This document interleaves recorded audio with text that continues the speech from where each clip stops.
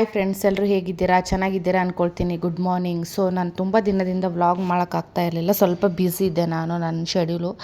So ಹಾಗಾಗಿ ಇವತ್ತು vlog start ಮಾಡ್ತಾ ಇದ್ದೀನಿ ಮಾರ್ನಿಂಗಿಂದಾನೇ.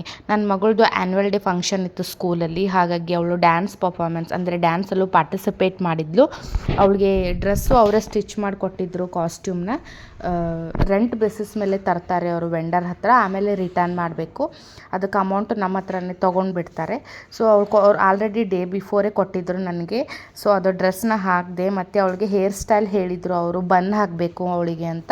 ಅವಳು ಹೇರ್ ಸ್ಟೈಲ್ ಅವಳ ಹೇರ್ಸು ತುಂಬ ಉದ್ದಾನೂ ಇಲ್ಲ, ತುಂಬ ಚಿಕ್ಕದು ಇಲ್ಲ, ಮೀಡಿಯಮ್ ಇದೆ. ಸೊ ಅವಳಿಗೆ ಬನ್ ಹಾಕೋದಕ್ಕೆ ತುಂಬ ಕಷ್ಟ ಆಗ್ತಾಯಿತ್ತು. ಬಟ್ ನನ್ನ ಹತ್ರ ಆಲ್ರೆಡಿ ಒಂದು ರೆಡಿಮೇಡ್ ಇತ್ತು, ಅದನ್ನು ಅವಳಿಗೆ ಹಾಕಿದೆ.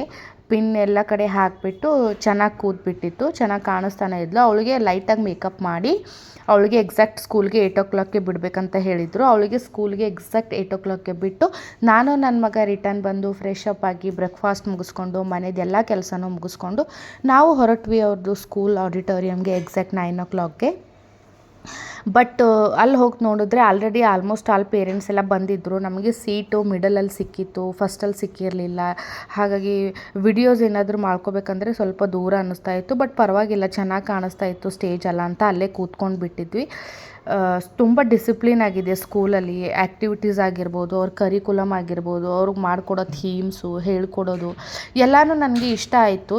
ಯಾಕೆಂದರೆ ನಾನು ನೋಡಿರೋ ಮೊದಲು ಸ್ಕೂಲ್ಗಿಂತನೂ ಸ್ವಲ್ಪ ಡಿಫ್ರೆಂಟ್ ಆಗಿದೆ. ಸೊ ಇವಳು ಚೈನೀಸ್ ಡ್ಯಾನ್ಸ್ ಅಂತ, ಚೈನೀಸ್ ದೇಶದಲ್ಲಿ ಮಾಡ್ತಕ್ಕಂಥ ಯಾವ ಥರ ಮಾಡ್ತಾರೆ ಜನರು, ಆ ಥರದ್ದೊಂದು ಸಾಂಗ್ ಮೇಲೆ ಇವಳು ಪರ್ಫಾರ್ಮೆನ್ಸ್ ಮಾಡಿದ್ಲು. ಸಖತ್ತಾಗಿ ಮಾಡಿದ್ಲು, ತುಂಬ ಡೇರಿಂಗ್ ಅನ್ನಿಸ್ತಾ ಇತ್ತು ನನಗೆ. ಸ್ಟೇಜ್ ಮೇಲೆ ಫಸ್ಟಲ್ಲೇ ಚೆನ್ನಾಗಿ ಮಾಡಿದ್ಲು ಪರ್ಫಾರ್ಮೆನ್ಸ್ ಎಲ್ಲ, ಇಷ್ಟನೂ ಆಯಿತು. ಸೊ ಅವಳದು ನೋಡಿ ಉಳಿದಿರೋದು ಎಲ್ಲರದ್ದು ನೋಡ್ಕೊಂಡು ಬಂದ್ವಿ ಅಲ್ಲಿ. ಇಟ್ಸ್ ಓನ್ಲಿ LKG UKG ಮತ್ತು ನರ್ಸರಿ ಡೇ ಕೇರ್ ಅವ್ರದ್ದು ಇತ್ತು ಇದು ಫಂಕ್ಷನ್ ಕ್ಯಾಂಬ್ರಿಜಲ್ಲಿ. ಕ್ಯಾಂಬ್ರಿಜ್ ಅಪ್ ಟು ಡೇ ಕೇರಿಂದ ಇಂಜಿನಿಯರಿಂಗ್ವರೆಗೂ ಇದೆ. ಸೊ ಇದು ಒಂದು ಪ್ಲಸ್ ಪಾಯಿಂಟ್ ನಮಗೆ, ಅಲ್ಲೇ ಅಪ್ ಟು ಮುಗಿಸ್ಬೋದು ಹೈಯರ್ ಎಜುಕೇಷನು. ಬಟ್ ಈ ಸ್ಕೂಲು ICSE ಆಗಿರೋದ್ರಿಂದ ಅಲ್ಲಿರೋ ಸ್ವಲ್ಪ ಡಿಫಿಕಲ್ಟ್ ಸಬ್ಜೆಕ್ಟ್ ಅನ್ನಿಸ್ಬೋದು. ಬಟ್ ಮಕ್ಕಳಿಗೆ ಹೇಳ್ಕೊಡೋ ರೀತಿ ತುಂಬ ಚೆನ್ನಾಗಿದೆ. ಅವ್ರ ಕರಿಕುಲಮು, ಥೀಮ್ಸು, ಆ್ಯಕ್ಟಿವಿಟೀಸು ಎಲ್ಲ ಡಿಫ್ರೆಂಟ್ ಆಗಿರುತ್ತೆ. ನನಗಂತೂ ಇಷ್ಟ ಆಯಿತು. ಸೊ ನನ್ನ ಮಕ್ಕಳಿಗೆ ರೂಟಿಂದಾನೇ ICSE ಬರಲಿ ಅಂತ ಹಾಕಿರೋದು. ಸ್ವಲ್ಪ ಕಷ್ಟ ಆದರೂ ಪರವಾಗಿಲ್ಲ ಅಂತ ಅವರು ಅಡಾಪ್ಟ್ ಆಗಿಬಿಟ್ಟಿದ್ದಾರೆ ಅದಕ್ಕೆ. ಸೊ ಮತ್ತು ಈ ಸ್ಕೂಲಲ್ಲಿ ಇವರು ಪರ್ಫಾರ್ಮೆನ್ಸ್ ಎಲ್ಲ ಯಾವ ಥರ ಮಾಡ್ತಾರೆ, ಯಾವಾಗಲೂ ನಾನು ಅಬ್ಸರ್ವ್ ಮಾಡಿ ಒಂದು ಥೀಮ್ ಇಟ್ಕೊಳ್ತಾರೆ. ಸೊ ಇವತ್ತು ಏನು ಥೀಮ್ ಇಟ್ಕೊಂಡಿದ್ರು ಇವರು ಆ್ಯನ್ಯುವಲ್ ಡೇ ಫಂಕ್ಷನಲ್ಲಿ ಅಂದರೆ, ಒಂದು ಜಿಪ್ಪಿ ಅಂದರೆ ಏಲಿಯನ್ ಬಂದುಬಿಡುತ್ತೆ ಮೇಲ್ಗಡೆ ಆಕಾಶದಿಂದ ನಮ್ಮದು ಭೂಮಿ ಮೇಲೆ ಬಂದಮೇಲೆ, ನಮ್ಮ ಭೂಮಿ ಮೇಲೆ ಯಾವ ಥರ ಕಂಟ್ರೀಸ್ ಇದೆ, ಅಲ್ಲಿ ಡಿಫ್ರೆಂಟ್ ಕಂಟ್ರಿಯಲ್ಲಿರುವ ಕಲ್ಚರ್ಸು, ಫುಡ್ಡು ಎಲ್ಲನೂ ಅದಕ್ಕೆ ಸುತ್ತಾಡ್ಸ್ಕೊಂಡು ಬರ್ತಾರೆ.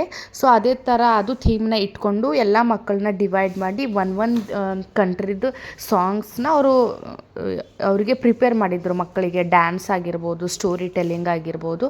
ಸೊ ಅದು ಎಲ್ಲ ಬೇರೆ ಬೇರೆ ದೇಶದನ್ನ ತೋರಿಸ್ಬಿಡ್ತಾರೆ. ನಮ್ಮದು ಇಂಡಿಯಾದ ಕಲ್ಚರು ತುಂಬ ಚೆನ್ನಾಗಾಗಿ ಎಕ್ಸ್ಪ್ರೆಸ್ಸಿವ್ ಮಾಡಿಬಿಟ್ಟಿದ್ರು. ಇಷ್ಟ ಆಯಿತು ನನಗೆ. ಭರತನಾಟ್ಯಮ್ ಆಗಿರ್ಬೋದು, ಹಂಪಿಯಲ್ಲಿರ್ತಕ್ಕಂಥ ಅದ್ರ ಮೇಲೆ ಒಂದು ಸಾಂಗ್ ಮೇಲೆ ಮಾಡಿದ್ರು. ಸೊ ಇಷ್ಟ ಆಯಿತು ನನಗಂತೂ ಎಲ್ಲನೂ. ಸೊ ಮಕ್ಕಳು ತುಂಬ ಆ್ಯಕ್ಟಿವ್, ತುಂಬ ಚೆನ್ನಾಗಿ ಮಾಡ್ತಾಯಿದ್ರು.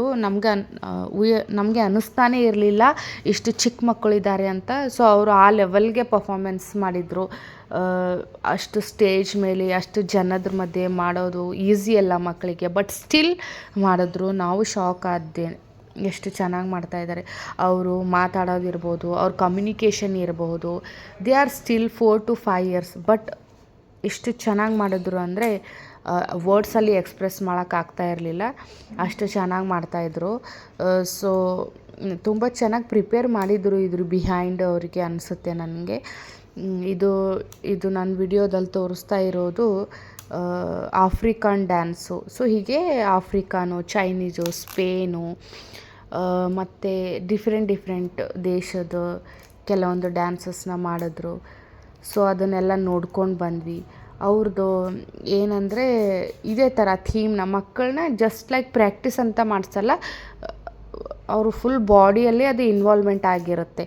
ಆ ಥರ ಟ್ರೈನಿಂಗ್ ಮಾಡ್ತಾರೆ.